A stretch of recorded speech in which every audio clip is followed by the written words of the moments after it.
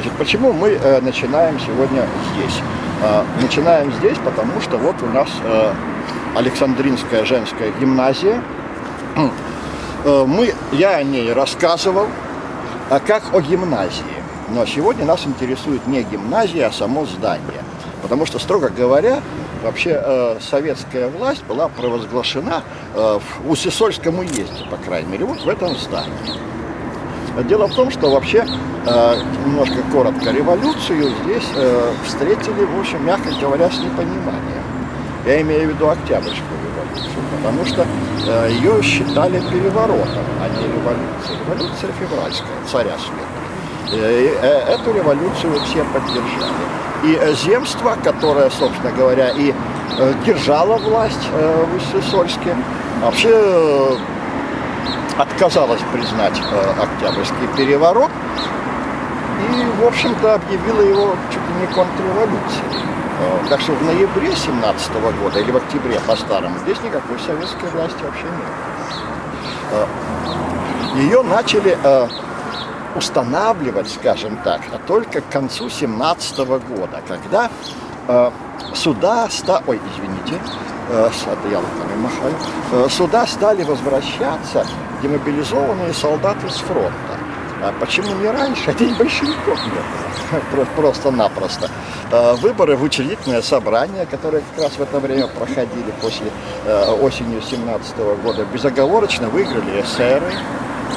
В том числе депутатом от эсера был известный вам Петерим Сорокин. Ну, к памятнику Петериму мы не пойдем, это у нас мы отшили. Кроме того, он там уже в позе профессора, а не депутата учредительного собрания, и не революционера, тем более. Большевики вообще выборы проиграли здесь. Таких, повторяю, не было никак. И только вот когда стали здесь появляться вот мобилизованные с фронта солдаты, проще говоря, бросившие фронт, которые уже знали идеи большевиков, а сами были большевиками, здесь вот началась борьба за власть. И они собрались, и вот как раз в этом здании в декабре 17 года, в декабре, объявили о создании Совета рабочих, солдатских и крестьянских депутатов Усть-Сысольского уезда.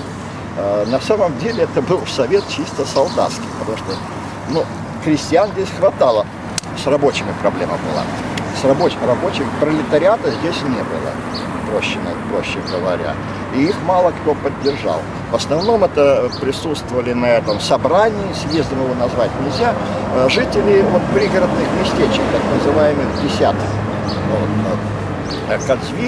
Кодзвиль, Кокулькар, вот, окрестности. Но тем не менее совет был создан вот именно вот в этом здании. Правда, им пришлось долго бороться за власть.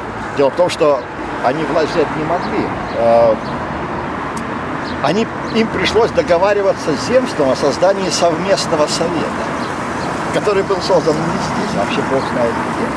И вот этот совет как раз взял власть, так что советская власть, можно сказать, в конце 17 года, в начале 18-го была установлена. Но это была очень своеобразная советская власть. Вот мы-то все привыкли, особенно кто постарше, что советская власть есть синоним большевистской власти. Советская власть – это власть большевиков. На самом деле сперва так не было. Созданный совет во главе с Алексеем Маркушевым, который вот отодвинул земство от власти и взял власть в уезде, советом был депутат, только без большевиков. Там ни одного большевика не было. И вот этот совет начал руководить Усть-Сысольском. И только в июне 18 года вообще там в центре спохватились, а у нас совет есть, а советской власти вот как большевистской-то нет. Непорядок. Сюда прибыл отряд матроса Ларионова для установления порядка из Архангельска. Вот. Сперва ему совет нажаловался на то, что тут, в общем, всякие хулиганы, солдаты бродят, магазины закрывают и прочие продукты реквизируют. Ларионов сгоряча их арестовал, чертовой матери, сперва, но потом разобрался, что это вообще наши, выпустил и предъявил совету условия. Давайте, ребята, меняться.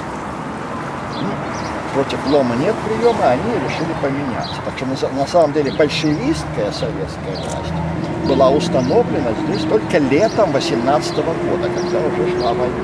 Вот тогда это уже именно был большевистский совет во главе с Ларионовым и Андриановым, матросом, потом они, правда, ушли воевать. Вот тогда уже была создана ЧК, как орган большевистской диктатуры. Одним из первых руководителей ее был Виктор Савин. Ну, впрочем, к памятнику мы тоже не пойдем. Хотя Савин еще тот чекист был, конечно. Его взяли, собственно говоря, в ЧК, он сперва был секретарем ЧК. По одной простой причине, он вообще делопроизводство знал и грамотный был. Там же бумаги писать надо, а тут с этим была проблема. Вот тогда уже был создан другие органы советской власти, то есть советская большевистская власть была установлена здесь только летом 18 года, когда ушла гражданская война. И еще это здание связано с тем, что в 21 году именно здесь, уже война закончилась гражданская, именно в этом здании состоялся первый Всезырянский съезд коммунистов. Вот. Там даже табличка мемориальная есть, но она довольно оригинальная.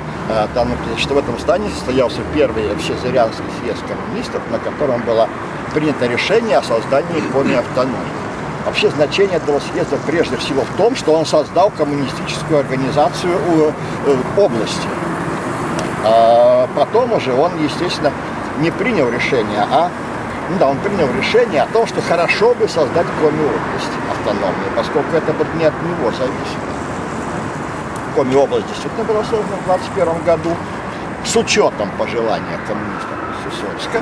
И последнее, прежде чем почему вдруг в школе Александрийская гимназия с 17 года оставалась школой. Она только переназывалась школа второй ступени для девочек. Почему вдруг в школе у нас проводились эпохальные собрания, съезды и так далее. И советскую власть здесь совет установил, провозгласил, скажем так, и Всезырянский съезд коммунистов. А вот как вы думаете, почему? Зданий больше не было. Залов больше. Вот именно, что это было единственное в городе здание с большим актовым залом, где можно было собрать одновременно, чтобы человек 50 как минимум. Других не было. Мужская гимназия была маленькая, деревянная. Публичных зданий в Сысоевске не было. Только Народный дом, где были два небольших зала, человек на 20, на 30, для занятий там этими ансамблями, инструментами и кружковыми. А единственный актовый зал, высокий, красивый, на втором этаже, находился только в Александринской гимназии. Поэтому это учебное заведение, оно всегда было школой, и стало таким знаковым местом, на котором раньше висела аж на дверь мемориальной доски. Сейчас только одна, плюс доска, говорящая о том, что это памятник истории и архитектуры. Так что, можно сказать, с этого здания у нас советская власть началась. Повторяю, летом 18 года.